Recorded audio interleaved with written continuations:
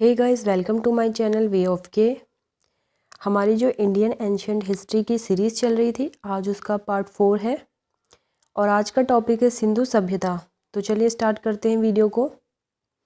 Radio carbon C14 जैसी नवीन विश्लेषण पद्धति के द्वारा सिंधु सभ्यता की सर्वमान्य तिथि 2400 ईसा पूर्व से 1700 ईसा पूर्व मानी गई है। इसका विस्तार त्रिभुजाकार है। नोट है, तिथि निर्धारण की कार्बन 14 यानी कि C14 की खोज अमेरिका के प्रसिद्ध रसायन शास्त्री VF लीवी द्वारा 1946 ईस्वी में की गई थी।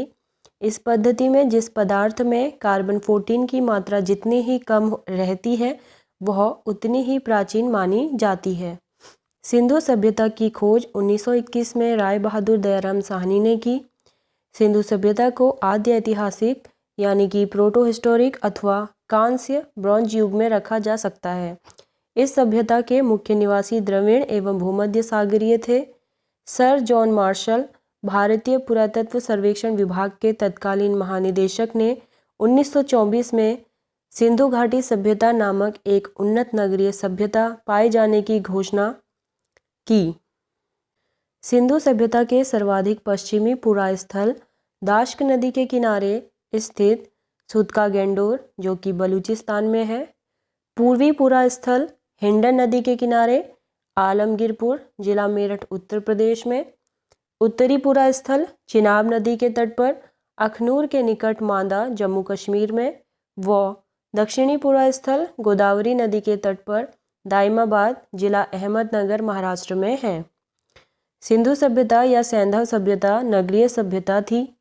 सैंधव सभ्यता से प्राप्त परिपक्व अवस्था वाले स्थलों में केवल 6 को ही बड़े नगरों की संज्ञा दी गई है और ये हैं मोहनजोदड़ो, हड़प्पा, गढ़वारीवाला, धौलावीरा, राखीगढ़ी एवं कालीबंगन।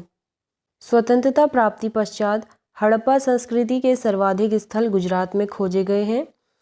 नोट है, सिंधु घाटी सभ्यता का सबसे बड़ा स्थल मोहनजोदड़ो है, जबकि भारत में इसका सबसे बड़ा स्थल राखीगढ़ी घग्गर नदी के किनारे है जो हरियाणा के हिसार जिले में स्थित है।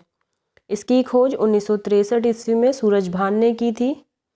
लोथल एवं सुरकोदा सिंधु सभ्यता का बंदरगाह था। जुते हुए खेत और नक्काशीदार ईंटों के प्रयोग का साक्ष्य कालीबंगन से प्राप्त हुआ है।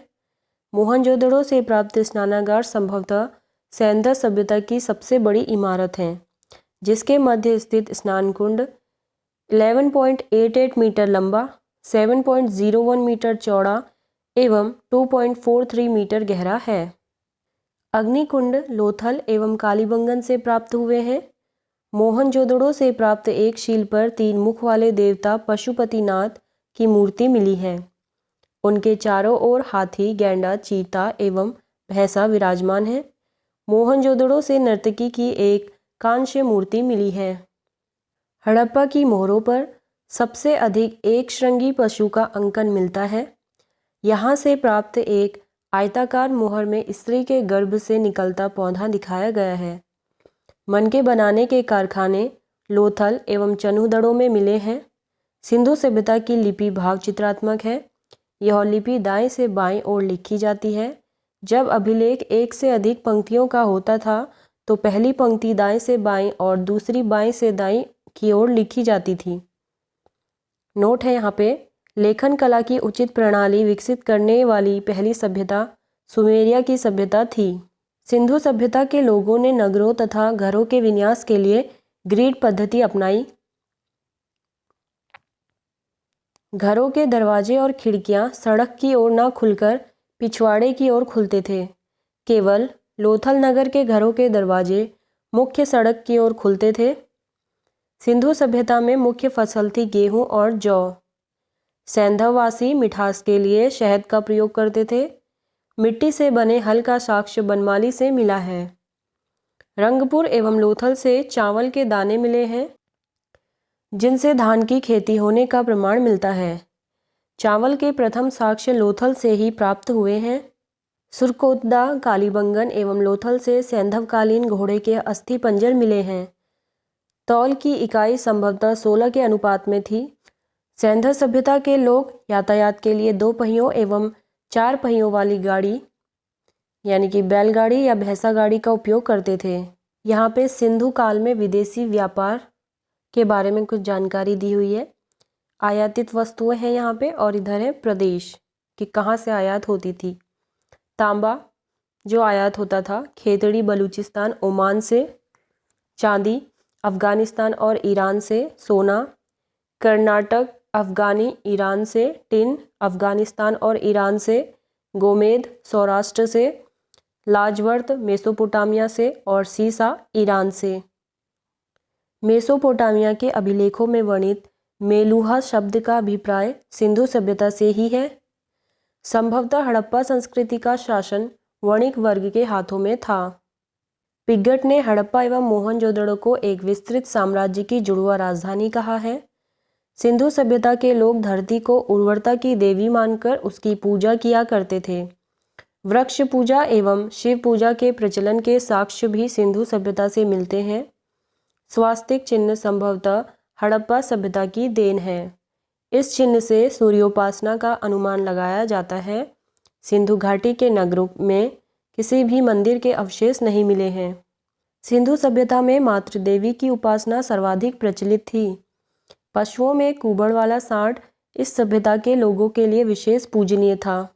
स्त्री मृण मूर्तियाँ यानी कि मिट्टी की मूर्तियाँ अधिक मिलने से ऐसा अनुमान लगाया जाता है कि सैंधव समाज मात्र सत्तात्मक था।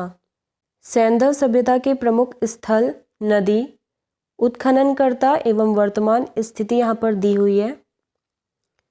स्थल है हड़प्पा जो रावी नदी के किनारे है, और इसकी खोज की थी दयाराम साहनी ने 1921 में। मोहनजोदड़ो सिंधु नदी के किनारे है। राखलदास बनर्जी ने इसकी खोज की थी 1922 में।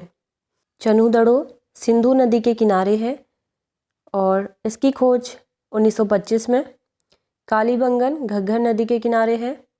आमलानंद घोष ने इसकी खोज की थी 1951 में। कोटदीजी सिंधु नदी के किनारे है। रंगपुर मादर नदी के किनारे है। रोपण सतलज नदी के किनारे है। लोथल भोगवा नदी के किनारे। आलमगीरपुर हिंडन नदी के किनारे। सुदका गेंडोर दाश्क नदी के किनारे। और बनमाली रंगोई नदी के किनारे। धौलावीरा लूनी नदी के किनारे। और सोतकाह शादीकौर नदी के किनारे है बलूचिस्तान में। सैंधववासी सूती एवं ऊनी वस्त्रों का प्रयोग करते थे। मनोरंजन के लिए सैंधववासी मछली पकड़ना, शिकार करना, पशु पक्षियों को आपस में लड़ाना, चौपड़ और पासा खेलना आदि साधनों का प्रयोग करते थे। सिंधु सभ्यता के लोग काले रंग से डिजाइन किए हुए लाल मिट्टी के बर्तन बनाते थे। सिंधु घाटी के लोग तलवार से परिचित नहीं थे। कालीबंगन एकमात्र हड़प्पाकालीन स्थल था जिसका निचला शहर, जो सामान्य लोगों के रहने हेतु था, भी किले से घिरा हुआ था। कालीबंगन का अर्थ है काली चूड़ियाँ। यहाँ से पूर्व हड़प्पा स्तरों के खेत जोते जाने के और अग्नि पूजा की प्रथा के प्रमाण मिले हैं। पर्दा प्रथा एवं वैश्यावृत्ति सैंधव सभ्यता में प्रचलित थी। शवों को जलाने एवं गाड़ने यानी दोनों प्रथाएं प्रचलित थी। हड़प्पा में शवों को दफनाने जबकि मोहनजोदड़ो में जलाने की प्रथा विद्यमान थी। लोथल एवं कालीबंगा में युग्म समाधियां मिली हैं। सैंधव सभ्यता के विनाश का संभवतः सबसे प्रभावी कारण बाढ़ था। आग में पकी हुई मिट्टी को टेराकोटा कहा जाता था। तो फ्रेंड्स, आज सिंधु घाटी सभ्यता का टॉपिक यहीं पे पूरा हो गया है। तो आज की वीडियो में इतना ही। अगला टॉपिक हम नेक्स्ट वीडियो में देखेंगे। Thank you.